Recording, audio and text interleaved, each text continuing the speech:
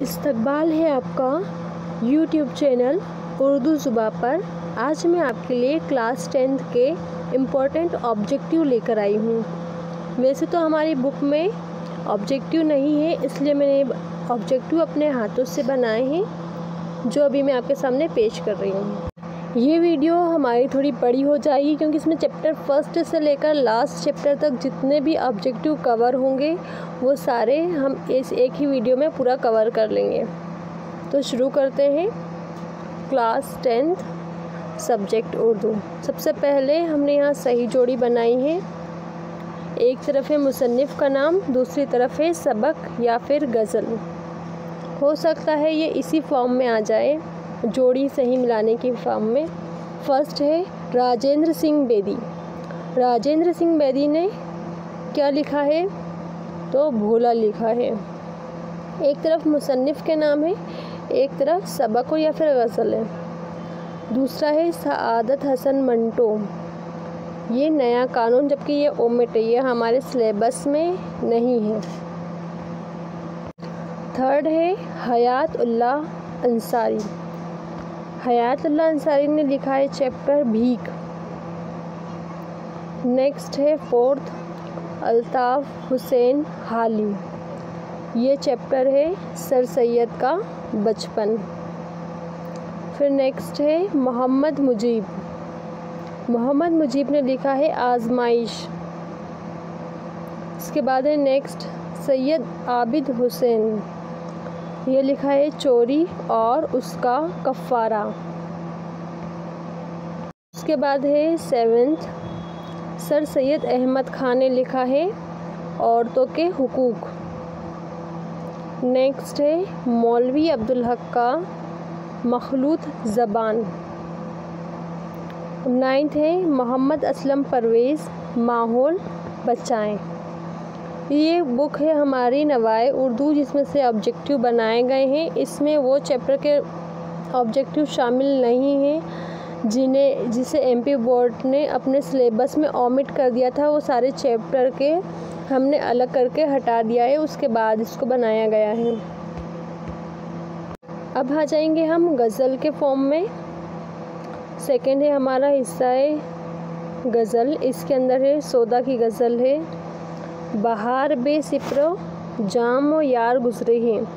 हो सकता है हवाला लिखने के लिए भी आ जाए, तो अगर हवाला लिखने के लिए आ जाए तो आपको ये याद रहेगा कि ये किसका अल्फाज है, किसके अल्फाज हैं, शोदा के।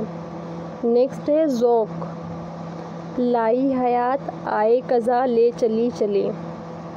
नेक्स्ट है फ़ानी। दुनिया मेरी बला जाने महंगी है या सस्ती है। उसके आगे नेक्स्ट है असगर गोंडवी की अलाम रोज़गार को आसान बना दिया। हम देखेंगे नज़्म। हमारे जो निसाब में शामिल है कुल 4 नज़्में हैं। फर्स्ट है अकबर इलाहाबादी की जलवाए दरबारे दिल्ली। सेकंड है इकबाल की हकीकत हुस्न। थर्ड है गर्मी और देहाती बाज़ार। और फोर्थ है कैफ़ी आज़मी की आंधी। एक बार फिर रिपीट करते हैं। अकबर इलाहाबादी की जलवाए दरबारे दिल्ली, इकबाल की हकीकत हुस्न। नेक्स्ट है जोश मलिह आबादी की गर्मी और देहाती बाज़ार। और फोर्थ है कैफ़ी आज़मी की आंधी। अब हम फोर्थ पॉइंट देखेंगे, मतलब लास्ट वाला, रुबाई। रुबाई में क्या है? कुल 4 रुबाई है। 2 इंसान की है। एक अनीस की है गुलशन में फिरूं कि सैरे सहरा देखूं। और दूसरी है रुतबा जिसे दुनिया में खुदा देता है। अनीस की 2 है, गुलशन में फिरूं कि सैरे सहरा देखूं। और दूसरी है रुतबा जिसे दुनिया में खुदा देता है। इसके साथ है सेकंड वाली रुबाई, मतलब सेकंड रुबाई लिखने वाले हमारे निसाब में फिराक गोरखपुरी। इनकी एक है एक हल्काए जंजीर तो जंजीर नहीं है। एक हल्काए जंजीर तो जंजीर नहीं है। और सेकंड है हर ऐब से माना के जुदा हो जाए। फिर से रिपीट करते हैं, एक हल्का जंजीर तो जंजीर नहीं है। और सेकंड है, हर ऐप से माना कि जुदा हो जाए। इसके बाद जो हमने ऑब्जेक्टिव बनवाए हैं वो ऑब्जेक्टिव के फॉर्म में ना होकर वन लाइनर के फॉर्म में हैं। हमें ये पूरी लाइन को पढ़ना है और समझना है। अगर ये एग्ज़ाम में किसी भी फॉर्म में आ जाए, वन वर्ड में आ जाए, चाहे फिल इन द ब्लैंक्स में आ जाए, चाहे चूज़ द करेक्ट आंसर में आ जाए, हम उसे यहाँ पर करेक्ट आंसर दे सकते हैं। इसलिए हमने इसके लिए वन लाइनर बनाए हैं। फर्स्ट है, अफसाना 20वीं सदी के आगाज़ की पैदावार है। अफसाना 20वीं सदी के आगाज़ की पैदावार है। सेकंड है, अफसाना उस कहानी को कहते हैं जिसमें ज़िंदगी की सच्चाइयों का बयान होता है। अफसाना उस कहानी को कहते हैं जिसमें ज़िंदगी की सच्चाइयों का बयान होता है।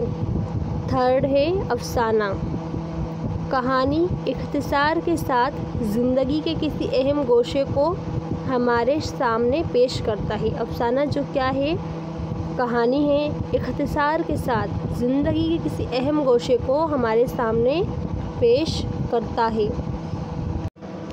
अब हम देखेंगे फोर्थ पॉइंट, राजेंद्र सिंह बेदी की पैदाइश। पैदाइश कब हुई थी? 1915 ईस्वी में सियालकोट में। 1915 ईस्वी में सियालकोट में उनकी पैदाइश हुई और वफ़ात 1984 ईस्वी में हुई थी। राजेंद्र सिंह बेदी के पैदाइश 1915 ईस्वी में सियालकोट में हुई और वफ़ात 1984 ईस्वी में। राजेंद्र सिंह बेदी के अफसानों के कुल 6 मजमूए शाये हो चुके हैं। इनके कुल कितने मजमूए शाये हो चुके हैं? 6 मजमूए शाये हो चुके हैं। हो सकता है वो ज़्यादा डीप में पूछे तो कुछ इस तरह के क्वेश्चन पूछ ले। एक चादर मेली सी 1962 ईस्वी में राजेंद्र सिंह बेदी का एक नॉवेलेट है। राजेंद्र सिंह बेदी ने एक नॉवेलेट लिखा एक चादर मेली सी, और उसे कब शाया हुआ? 1962 ईस्वी में। दस्तक राजेंद्र सिंह बेदी के ज़रिए बनाई गई मशहूर फिल्म रही। राजेंद्र सिंह बेदी ने एक फिल्म भी बनाई जिसका नाम था दस्तक। नेक्स्ट है, हयातुल्लाह अंसारी की पैदाइश। किसकी पैदाइश? हयातुल्लाह अंसारी की पैदाइश 1911 ईस्वी में हुई और वफ़ात 1999 ईस्वी में। हयातुल्लाह अंसारी के पैदाइश 1911 ईस्वी में हुई और वफ़ात 1999 ईस्वी में। हयातुल्लाह अंसारी महात्मा गांधी की से अकीदत की बिना पर कांग्रेस में शामिल हुए। वैसे तो इतना डीप में नहीं पूछेगा, लेकिन फिर भी आपको पता होना चाहिए कि जो हयातुल्लाह अंसारी है उनको महात्मा गांधी से बहुत लगाव था और इसी लगाव की वजह से, इसी अकीदत की वजह से वो कांग्रेस में शामिल हुए। हयातुल्लाह अंसारी ने 1937 ईस्वी में हफ्तेवार अखबार हिंदुस्तान जारी किया। 1937 में हयातुल्लाह अंसारी ने हफ्तावार मतलब एक हफ्ते में एक बार निकलने वाला अखबार जारी किया था जिसका नाम था हिंदुस्तान। नेक्स्ट पॉइंट है, 1944 में पंडित जवाहरलाल नेहरू ने लखनऊ से रोज़नामा कौमी आवाज़ जारी किया। 1944 में पंडित जवाहरलाल नेहरू ने लखनऊ से रोज़नामा कौमी आवाज़ जारी किया था और हयातुल्लाह अंसारी साहब इसके पहले मुदीर बने। इसके क्या बने? पहले मुदीर बने। और हयातुल्लाह अंसारी ने 10 दिन में उर्दू का एक कायदा लिखा था। 10 दिन में उर्दू एक बच्चों के लिए कायदा लिखा था। नेक्स्ट है, हयातुल्लाह अंसारी के अफसानों का पहला मजमुआ अनोखी मुसीबत 1936 में शाये हुआ। हयातुल्लाह अंसारी के अफसानों का पहला मजमुआ अनोखी मुसीबत 1936 में शाये हुआ। हयातुल्लाह अंसारी का जो अफ़साना हमारे निसाब में शामिल है उसका नाम है भीख। और इस अफ़साने में इंसान की बुनियादी ज़रूरतों यानी रोटी, कपड़ा और मकान के मसाइल के इर्द गिर्द घूमता है। अगर आपसे क्वेश्चन पूछ लिया जाए जो भीख अफ़साना है वो किस मसाइल को लेकर लिखा गया है, तो वो हमारी बुनियादी ज़रूरतें रोटी, कपड़ा, मकान के लेकर बनाया गया है। नेक्स्ट है सवाने। सवाने में किसी एक शख्स की ज़िंदगी के वाक़यात और हालात या शख्सियत के मुख्तलिफ़ पहलुओं का बयान किया जाता है। क्या होता है सवाने में? किसी एक शख्स की ज़िंदगी के वाक़यात और हालात या शख्सियत के मुख्तलिफ़ पहलुओं का बयान किया जाता है। सवाने का मकसद किसी अहम शख्स के हालात ज़िंदगी से कारी को रोशनास कराना होता है। सवाने का मकसद क्या होता है? किसी अहम शख्स की ज़िंदगी के जो हालात है वो कारी, जिससे जो पढ़ रहा है उसे कारी कहते हैं। कारी को रोशनास कराना होता है सवाने लिखने का मकसद। नेक्स्ट है अल्ताफ़ हुसैन अली। अल्ताफ़ हुसैन अली 1837 ईस्वी में पानीपत में पैदा हुए। कहाँ पैदा हुए? पानीपत में। इम्पॉर्टेंट है क्योंकि ये 2022 के क्वेश्चन पेपर में आया है। और उनकी वफ़ात कब हुई है? 1914 में उनकी वफ़ात हुई है, 1914 में। और एक और पॉइंट याद रखने का है, अल्ताफ़ हुसैन अली ने उर्दू में जदीद नज़्म की बुनियाद डाली। अल्ताफ़ हुसैन अली ने उर्दू में जदीद नज़्म की बुनियाद डाली।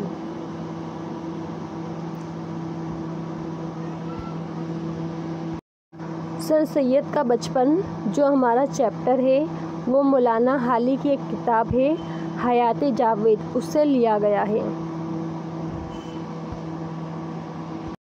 ड्रामा यूनानी ज़बान का लफ्ज़ है जिसके मायने करना या करके दिखाना है।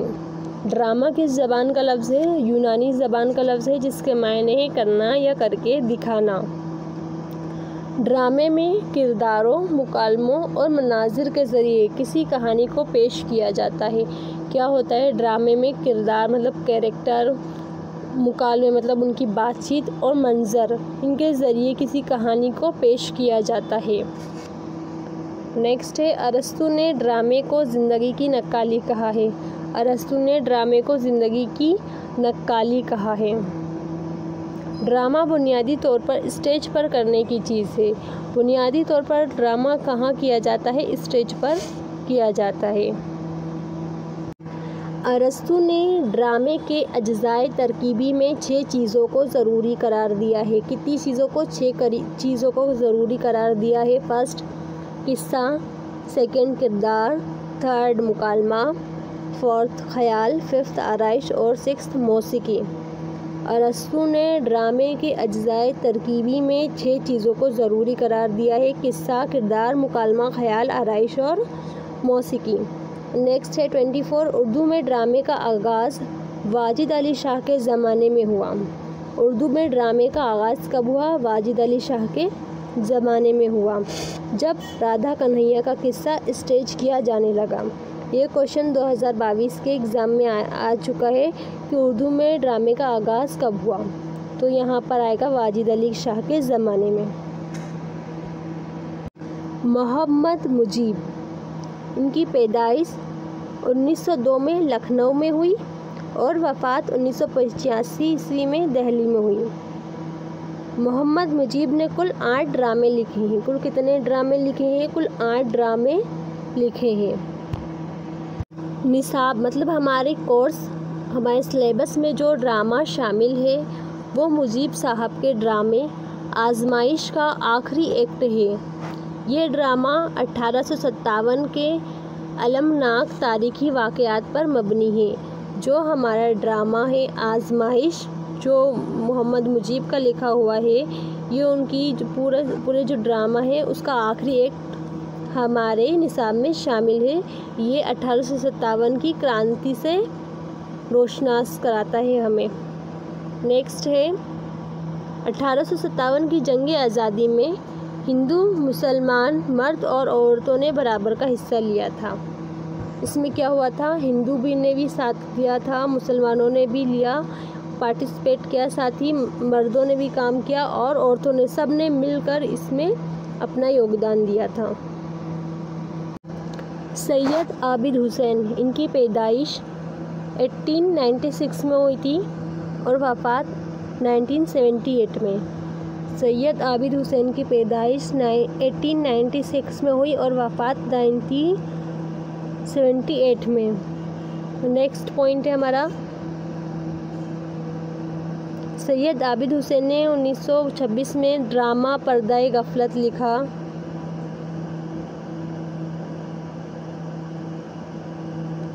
हमारे लिए ये ख़ास नहीं है, हमारे लिए ये ख़ास है।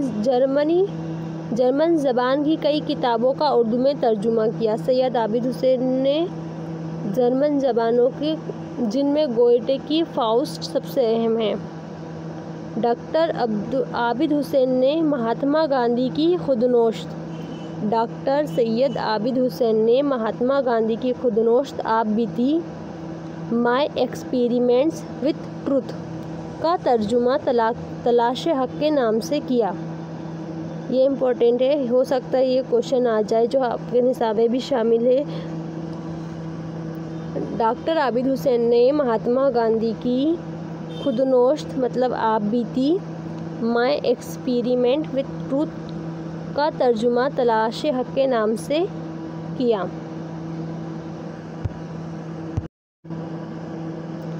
पंडित जवाहरलाल नेहरू की डिस्कवरी ऑफ इंडिया का तर्जुमा तलाश हिंद के नाम से उर्दू में किया। किसने? डॉक्टर सैयद आबिद हुसैन ने पंडित जवाहरलाल नेहरू की डिस्कवरी ऑफ इंडिया का तर्जुमा तलाश हिंद के नाम से उर्दू में किया है।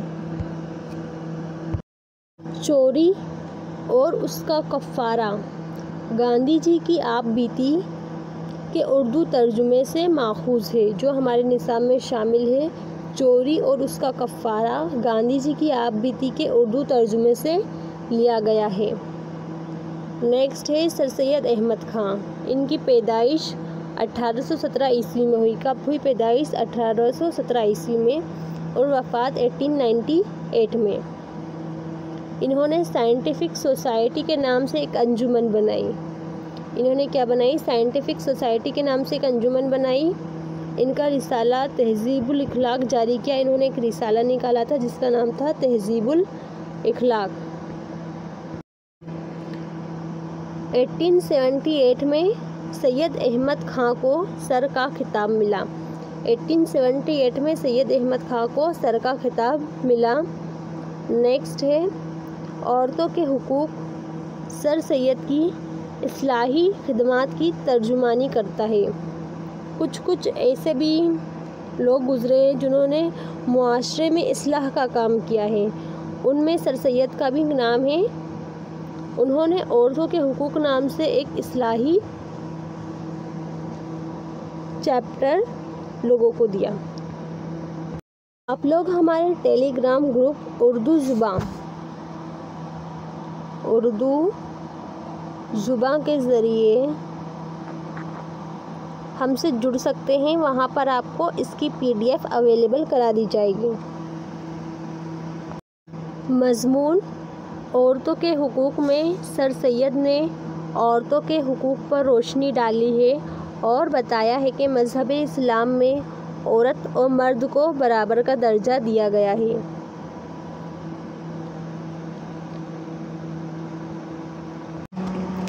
चोरी और उसका कफ़ारा गांधी जी की आप बीती के उर्दू तर्जुमे से माखूज़ है।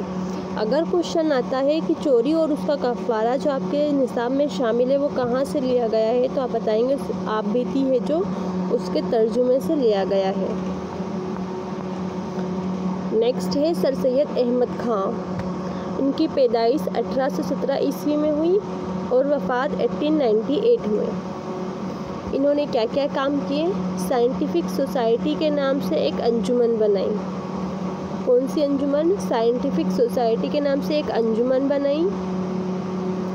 नेक्स्ट, रिसाला तहज़ीबुल इखलाक जारी किया। क्या जारी किया, एक रिसाला जारी किया जिसका नाम था तहज़ीबुल इखलाक। और 1878 में सर सैयद को सर का खिताब मिला। 1878 में सर सैयद को सर का खिताब मिला। नेक्स्ट है औरतों के हुकूक। सर सैयद की इस्लाही खिदमात की तर्जुमानी करता है। नेक्स्ट है मौलवी अब्दुल हक के मज़मून। मखलूत ज़बान से उर्दू ज़बान की बुनियादी खुसूसियात पर रोशनी पड़ती है। जो हमारा चैप्टर है मखलूत ज़बान, उससे क्या होता है, उर्दू ज़बान की जो बुनियादी खुसूसियत है उस पर हमें रोशनी देखने को मिलती है। नेक्स्ट है उर्दू ज़बान की सबसे बड़ी वसअत खूबी उसकी वसअत है। नेक्स्ट है आल अहमद सुरूर। इनकी पैदाइश 1911 ईस्वी में हुई और वफ़ात 2002 में।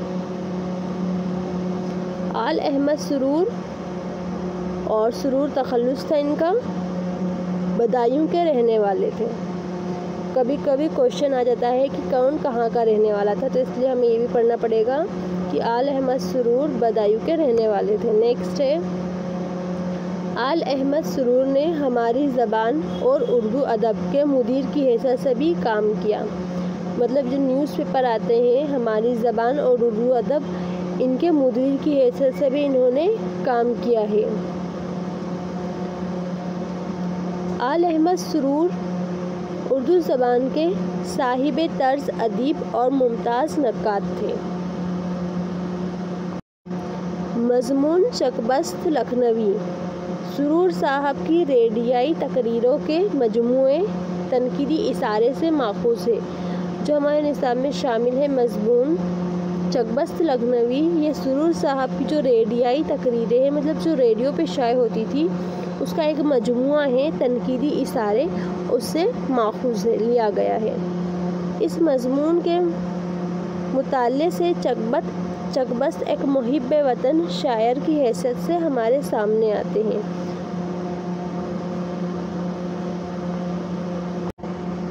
इब्ने इंशा की पैदाइश 1927 ईस्वी में हुई और वफ़ात 1979 ईस्वी में। इब्ने इंशा का असली नाम शेर मोहम्मद। याद रखेंगे, इब्ने इंशा का असली नाम शेर मोहम्मद और फिल्मी नाम इब्ने इंशा था।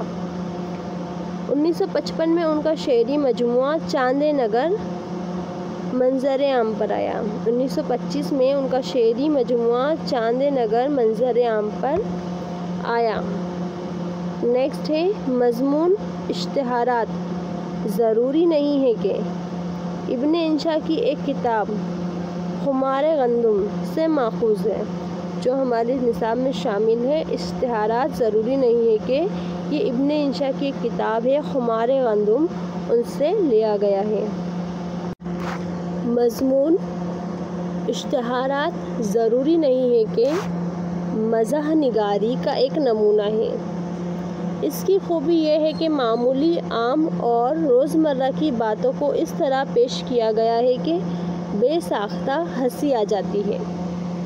जो हमारे निसाब में शामिल है, इश्तिहारात ज़रूरी नहीं है, क्या है, मज़ाह निगारी का एक नमूना है, जिससे क्या हो जाता है, रोज़मर्रा की बातों के ज़रिए इस तरह से पेश किया गया है कि इंसान को हंसी आ जाती है। नेक्स्ट है डॉक्टर मोहम्मद असलम परवेज़। 1954 में पैदा हुए और अभी ये हयात हैं, और अभी ये साइंस से रिलेटेड, उर्दू में साइंस से रिलेटेड वर्क करने के लिए बहुत फेमस है।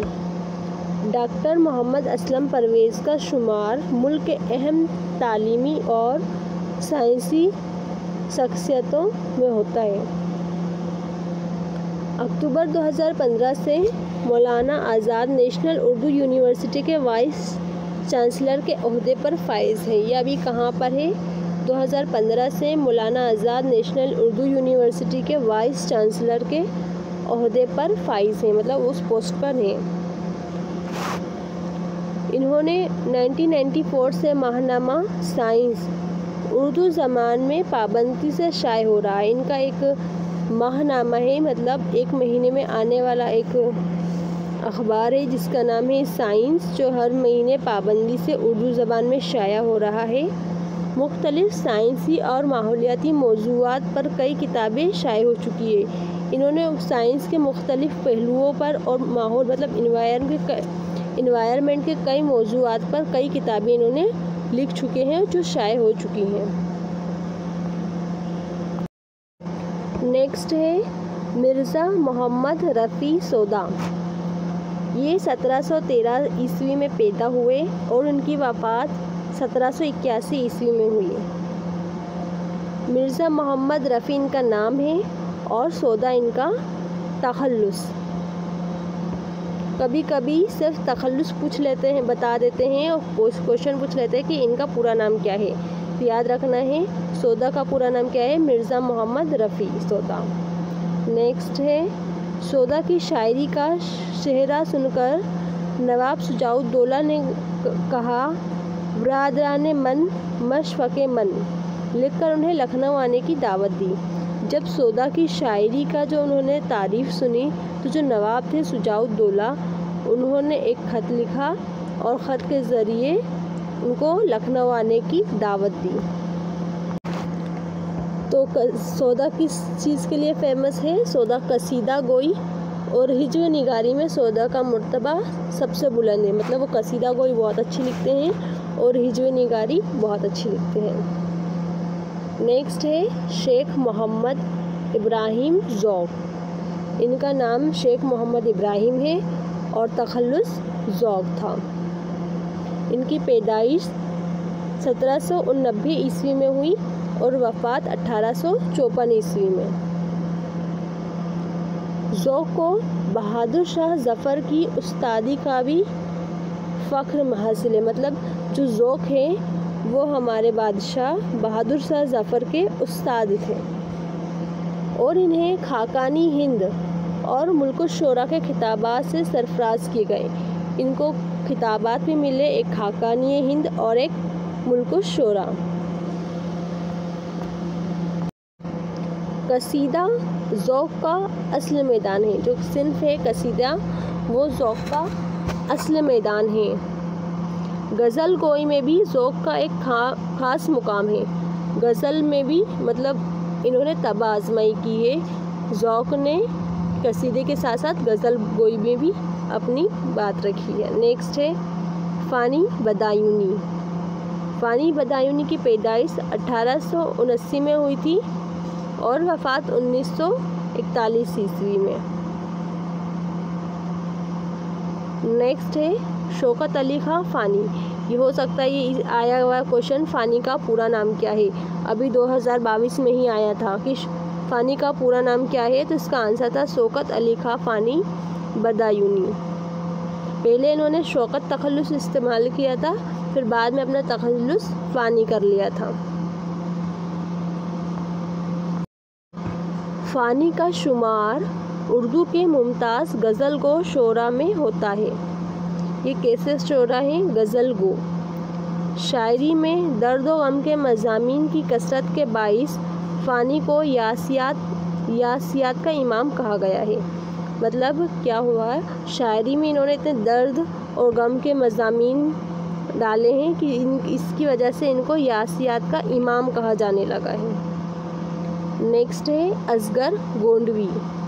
असगर गोंडवी की पैदाइश 1884 ईस्वी में हुई और वफ़ात 1936 ईस्वी में। असगर हुसैन इनका नाम था और असगर तखल्लुस था किसका? असगर गोंडवी का। नेक्स्ट है अकबर इलाहाबादी। इनकी पैदाइश 1846 में हुई और वफ़ात 1921 में। सैयद अकबर हुसैन इनका नाम है, रज़वी सैयद अकबर हुसैन रज़वी इनका नाम है और अकबर तखल्लुस है। और इन्हें कौन सा खिताब मिला? 1898 में इन्हें हुकूमत से खान बहादुर का खिताब मिला। 1898 में इन्हें हुकूमत से खान बहादुर का खिताब मिला। हमने पहले देखा था हमारी अल्लामा इकबाल वाली क्लास में कि अल्लामा इकबाल को सर का खिताब मिला है और अल्लामा इकबाल के अलावा एक और शायर हैं उनको भी सर का खिताब मिला है। सर सैयद अहमद ख़ान, सर सैयद अहमद ख़ान को भी सर का खिताब मिला है। नेक्स्ट है अकबर इलाहाबादी, अगरचे तंज़िया और मज़ाहिया शायरी की हैसियत से मशहूर हैं, लेकिन उनकी शायरी का एक बड़ा हिस्सा संजीदगी वाली शायरी पर है। मतलब क्या है जी, किस चीज़ के लिए मशहूर है? तंज़िया और मज़ाहिया शायरी के लिए मशहूर है, लेकिन उनकी शायरी का एक बड़ा हिस्सा संजीदा वाली शायरी से भी है। दिसंबर 1898 में लॉर्ड कर्ज़न नए वायसराय की हैसियत से हिंदुस्तान आए। कब की बात है? 1898 में लॉर्ड कर्ज़न नए वायसराय की हैसियत से हिंदुस्तान आए। उन्होंने 1903 में दिल्ली में दरबार किया। कब किया? 1903 में दिल्ली में दरबार किया। इसी दरबार पर अकबर इलाहाबादी ने अपनी जो नज़्म जो हमारे निसाब में शामिल है, जलवा दरबारे दिल्ली, लिखी है। नेक्स्ट है मोहम्मद इकबाल। मोहम्मद इकबाल बहुत इम्पोर्टेंट पर्सनालिटी है। इनकी पैदाइश 1877 ईस्वी में हुई, वफ़ात 1938 ईस्वी में। इकबाल सियालकोट में पैदा हुए। कहाँ पैदा हुए? सियालकोट में। इकबाल के उस्ताद दाग दहलवी थे। अगर क्वेश्चन आता है कि इकबाल के उस्ताद कौन थे, तो हम कहेंगे दाग दहलवी इकबाल के उस्ताद थे।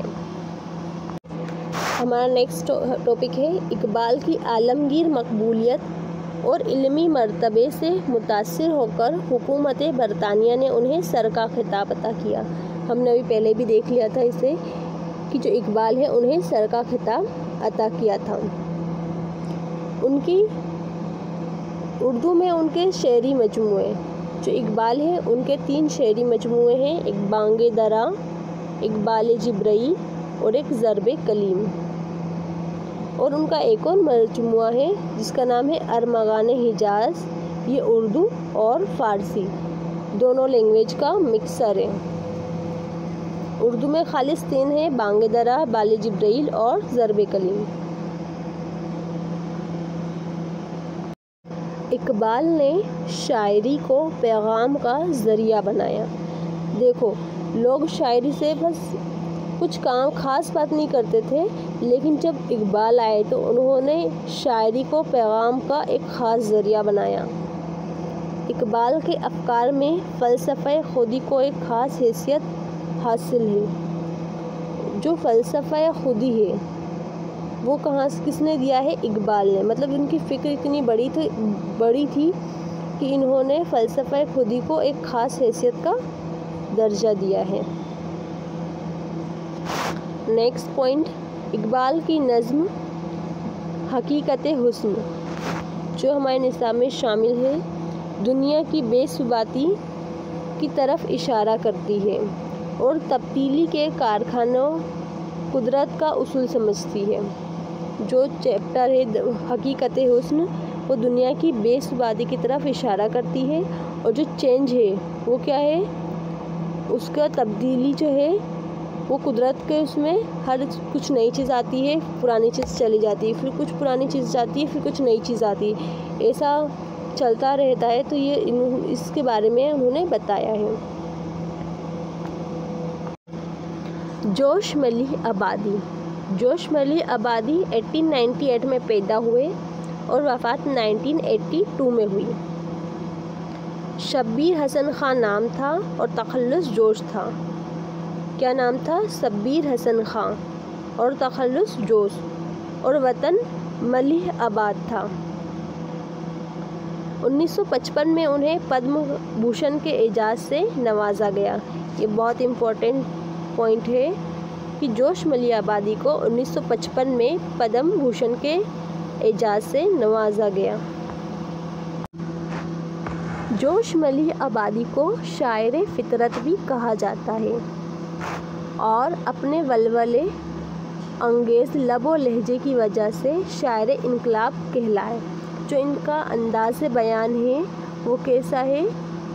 वलवला अंगेज़, जिसकी वजह से इन्हें शायर इनकलाब कहा जाता है। जो हमारे निसाब में शामिल है जोश की नज़्म, गर्मी और देहाती बाज़ार, बयानिया और मंजर निगारी का एक अच्छा नमूना है। जोश को अल्फाज का जादूगर कहा जाता है।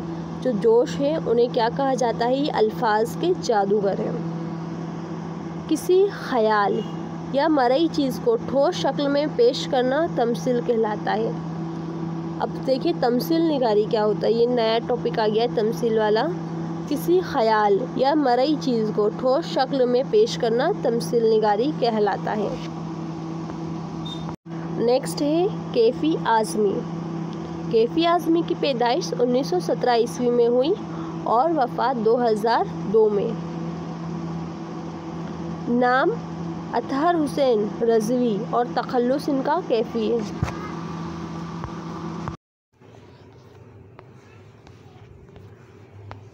आवारा सजदे लिखने पर कैफ़ी आज़मी को सोवियत लैंड नेहरू अवार्ड और उर्दू साहित्य एकेडमी अवार्ड से नवाजा गया। ये भी इम्पोर्टेंट टॉपिक है।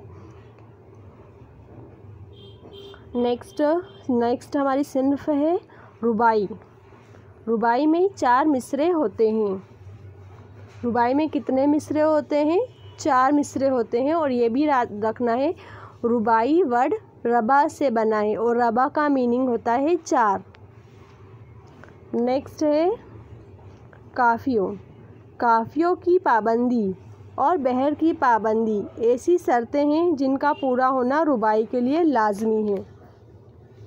हो सकता है ये क्वेश्चन आ जाए कि रुबाई के लिए कौन सी शर्तें हैं, तो फिर हम लिखेंगे काफ़ियों की पाबंदी और बहर की पाबंदी। ये 2 शर्तें हैं जिसके लिए रुबाई के लिए जिनका होना ज़रूरी है। रुबाई के लिए चंद बहरें मखसूस है।